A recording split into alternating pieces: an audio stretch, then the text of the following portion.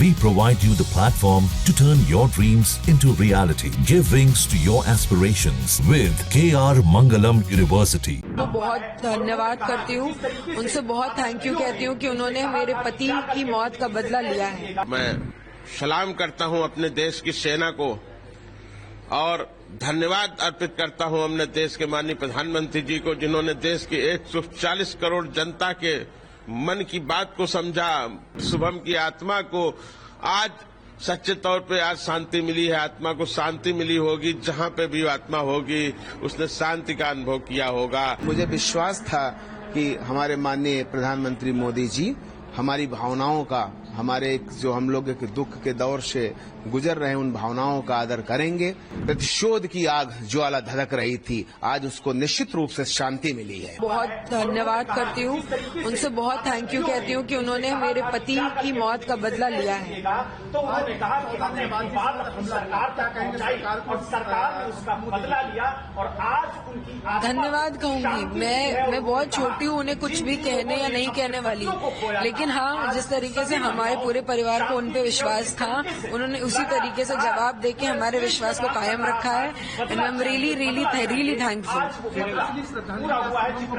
जिस तरह से आपसे आतंकी में बात की, बिल्कुल सर, असली श्रद्धांजलि, और शायद वो आज जहाँ पे भी है, आज वो शायद थोड़ी शांति में होगा। आज मैं रात 2 बजे से लगातार देख रहा हूँ और मैं सलाम करता हूँ अपने देश की सेना को और धन्यवाद अर्पित करता हूं अपने देश के माननीय प्रधानमंत्री जी को, जिन्होंने देश की 140 करोड़ जनता के मन की बात को समझा, दिल के दर्द को समझा, उसके दर्द को समझा, उसके गुस्सा को समझा और जिस तरह हमारी सशक्त सेनाओं ने अदम्य साहस और शौर्य के साथ पाकिस्तान में पल रहे आतंकवाद का विनाश करने का काम किया है, उसके लिए मैं सलाम करता हूं, मैं धन्यवाद अर्पित करता हूं हमारे देश की सरकार को। आज कहीं न कहीं जो शुभम की जिस तरह से शहादत पहलगाम, जी आज कहीं न कहीं शुभम को एक असली श्रद्धांजलि और एक कहा जाए शांति मिली। जी हाँ, बिल्कुल। आज हमारा परिवार जो इतने दिन से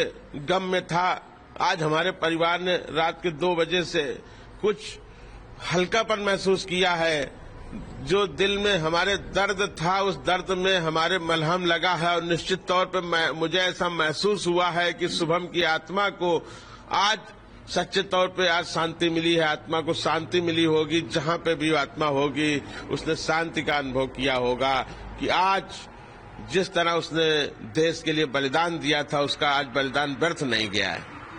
क्या कहना चाहेंगे सेना के लिए और सरकार? सेना के लिए तो मैं बारंबार सेना को मैं सलाम करता हूं, मैं धन्यवाद देता हूं हमारे देश के तीनों सशक्त सेनाओं के वीर जवानों को, जिन्होंने देश की रक्षा के लिए, देश की अस्मिता के लिए अपने धर्म का पालन करते हुए पाकिस्तान में बैठे हुए आतंकवादियों के आकाओं को विध्वंस करके विनाश कर दिया है, उन राक्षसों का।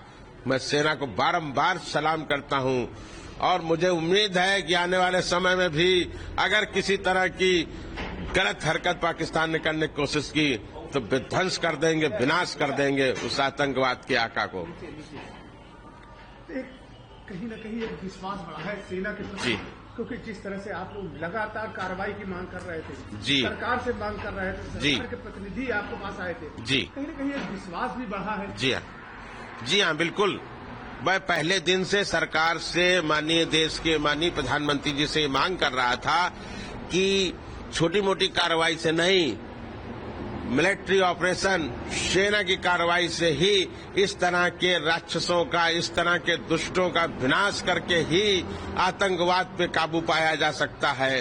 क्योंकि जिस भाषा को ये लोग समझते हैं, जिस भाषा में उनको जवाब देना चाहिए, आज उस भाषा में हमारे देश के प्रधानमंत्री जी ने जवाब दिया है, हमारे देश की सशक्त सेनाओं ने उनको जवाब दिया है। आज उन्होंने आतंकवाद के समूल नाश का शुरुआत कर दी है और निश्चित तौर पर मेरा मानना है कि अब आतंकवाद का समूल नाश ही करेंगे हमारे प्रधानमंत्री जी।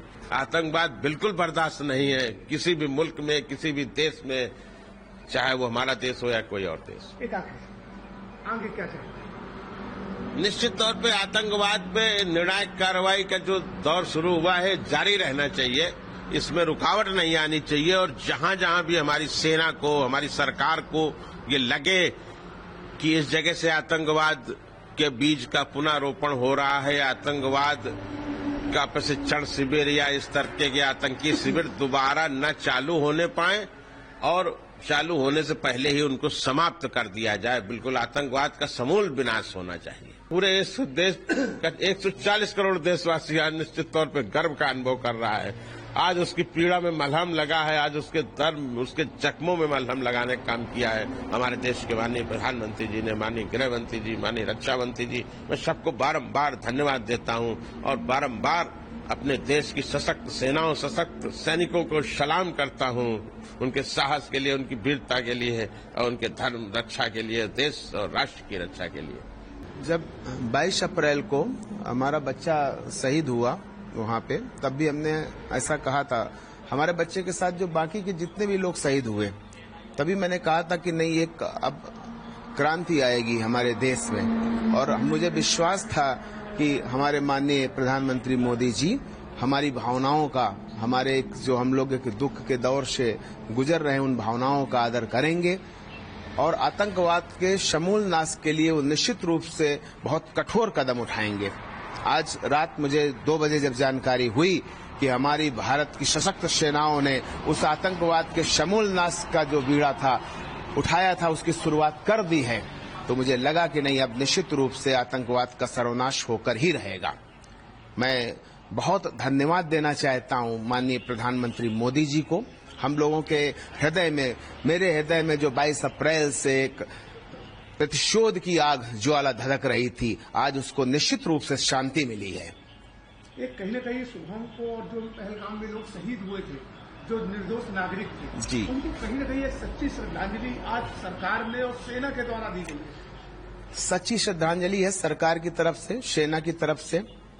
और मुझे ऐसा लगता है कि नहीं, आज हमारा बच्चा जहां भी होगा, उसकी मृत आत्मा जहां भी होगी, आज बहुत शांति और सुकून महसूस कर रही होगी। उसे बड़ी खुशी होगी, उसे बड़ा गर्व होगा हमारी देश की सेनाओं पर, हमारे माननीय प्रधानमंत्री मोदी जी पर। क्या चाहते हैं आगे से और सरकार से क्या मांगे, किस तरह की कार्रवाई आगे और होनी चाहिए?